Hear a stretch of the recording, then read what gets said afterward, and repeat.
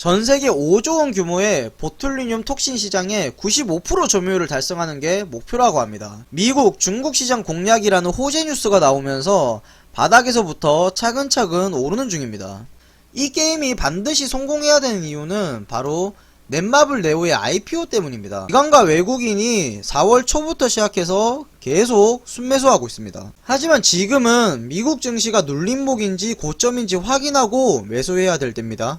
안녕하세요. 성공투자의 길라잡이 주프로입니다. 1분기 실적 시즌이 끝나가고 있는데요. 실적주들의 흐름이 별로인 것 같습니다. 우리나라 대표 종목인 삼성전자는 1분기 어닝 서프라이즈를 기록했음에도 불구하고 주가는 약세를 보이고 있습니다. 10만전자 이야기가 나올 때가 엊그제 같은데 지금은 8만전자에서 머무르고 있는데요. 8만전자에서 올라갈 기미가 안 보입니다. 삼성전자의 수급 현황을 보면 외국인과 기관이 연일 매도를 지속하고 있는데요. 삼성전자가 반도체 투자와 더불어서 2분기 실적 전망도 밝다고 하는데 주가는 제자리 걸음을 하고 있습니다. 삼성전자가 상승하기 위해서는 외국인과 기관의 매수세가 반드시 동반돼야 합니다. 코스피 차트를 보면 3260포인트 전고점까지 올라온 상황입니다. 그동안에도 삼성전자는 오르지 못했는데요. 다소 걱정되는 부분은 코스피의 외국인 수급 현황입니다. 외국인이 4월 21일에 코스피에서 1조 4천억원을 순매도했고요. 선물에서도 1조 가까이 순매도하는 모습을 보였습니다. 오랜만에 보는 외국인의 대량 매도인데요. 보통 이렇게 대량 매도가 나오면 증시에 변곡점이 오는 경우가 많았습니다. 특히 5월에는 공매도 재개도 같이 있기 때문에 주의하시길 바라겠습니다. 그래서 오늘은 혹시라도 증시 조정이 오더라도 괜찮을 만한 바닥권 종목으로 준비를 해봤습니다. 증시와 함께 잘 관찰해 보시길 바라겠습니다. 첫 번째 종목은 휴젤입니다. 휴젤은 여러분이 보톡스로 잘 알고 있는 보툴리늄 톡신 회사입니다. 매출 구성이 보톡스가 50% 정도 되고 필러 제품이 나머지 30% 정도를 차지하고 있습니다. 휴젤은 국내에서 시장 점유율이 1등이고 중국향 실적 성장도 기대되는 종목입니다. 보톡스의 대표적인 회사 3곳이 있는데요. 메디톡스와 대웅제약 그리고 휴젤입니다. 작년에 대웅제약이랑 메디톡스가 보톡스 분쟁을 벌였던 걸 다들 기억하실 겁니다. 미국 ITC가 메디톡스의 손을 들어주면서 대웅제약은 21개월 동안 수익 금지 조치를 받았는데요. 하지만 보툴리늄 균주가 영업 비밀이 아니라는 판결이 나와서 메디톡스에게 좋은 일만은 아닙니다. 그리고 메디톡스는 판매 중단 위기였던 제품이 판매 승인을 받은 날 악재가 나왔습니다. 작년에 메디톡신이 품목 허가 취소를 받았지만 법원으로부터 행정처분 집행정지가 인용되면서 제품 판매를 계속 할 수 있게 됐는데요. 하지만 이번에 식약처로부터 압수수색을 받으면서 또다시 주가에 불확실성이 생겼습니다.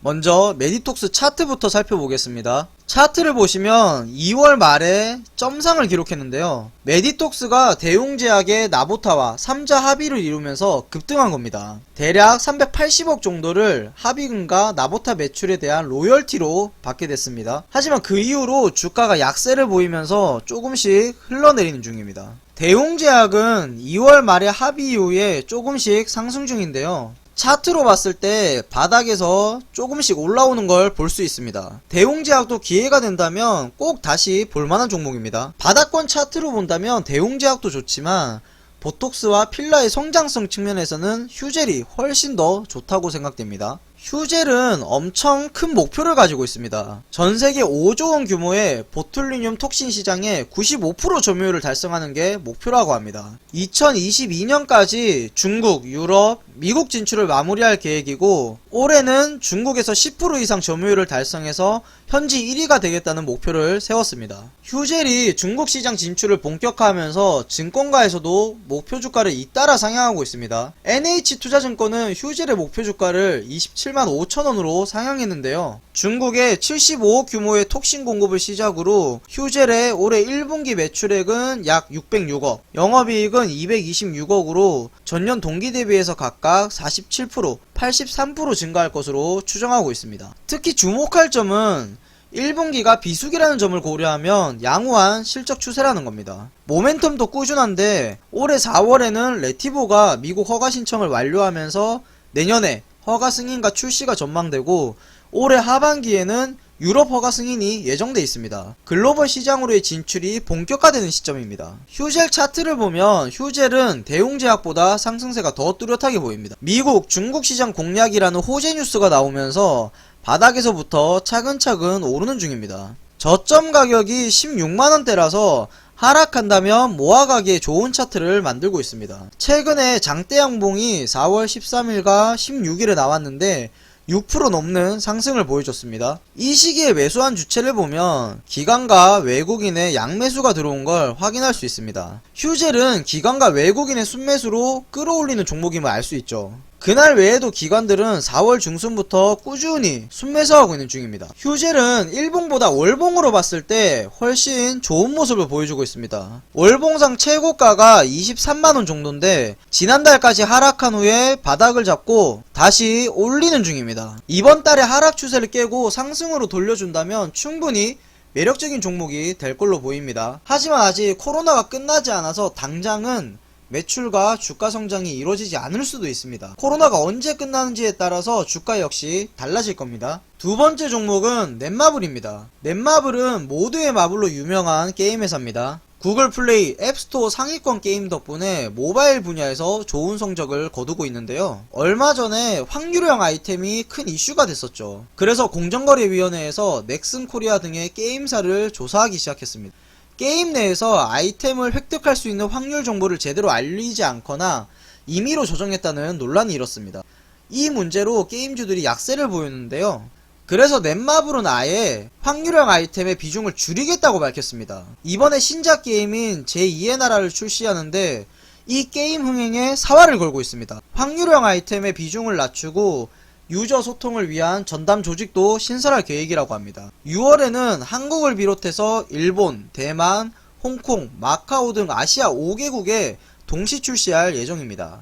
이 게임이 반드시 성공해야 되는 이유는 바로 넷마블 네오의 IPO 때문입니다. 제2의 나라를 넷마블 네오에서 개발했고 이전에는 리니지2 레볼루션도 개발한 경험이 있는 회사입니다. 지난해 매출이 881억에 영업이익은 432억을 기록할 정도로 알짜 회사입니다. 최근에는 상장을 위해서 주관사 선정도 마친 상태고 장외시장에서는 시가총액이 2조원에 달할 정도로 유망주로 급부상하고 있습니다. 제2의 나라 성공이 넷마블 네오 IPO 흥행의 가장 큰 핵심이 될 겁니다. 이미 1분기 실적에서 희비가 엇갈리고 있는데요. NC와 넥슨은 다소 부진한 성적표가 예상되지만 반대로 넷마블은 호실적을 보일 것으로 전망하고 있습니다. 메리츠증권에서 발간한 기업 분석 보고서를 살펴보면 넷마블의 목표 주가를 18만원으로 추정하고 있는데요. 그 이유를 크게 세 가지로 나눠보면 작년 11월에 출시한 세븐나이츠2 매출액이 올해 온기로 반영되면서 영업이익률이 7.7%포인트 향상될 전망이고요. 두 번째는 앞에서 말씀드렸던 제2의 나라 신작 출시 효과로 일평균 매출액 10억을 기록할 것으로 예상됩니다. 마지막으로는 제2의 나라 개발사이자 넷마블의 자회사인 넷마블 네오가 증시에 상장되면 넷마블의 기업 가치가 재평가받을 수 있다는 점이 호재로 작용할 전망입니다. 이런 전망을 토대로 넷마블의 올해 실적을 추정하면 매출액은 대략 2조 8,800억에 영업이익은 4,200억으로 전년 동기 대비해서 영업이익이 무려 55% 증가할 것으로 예상됩니다.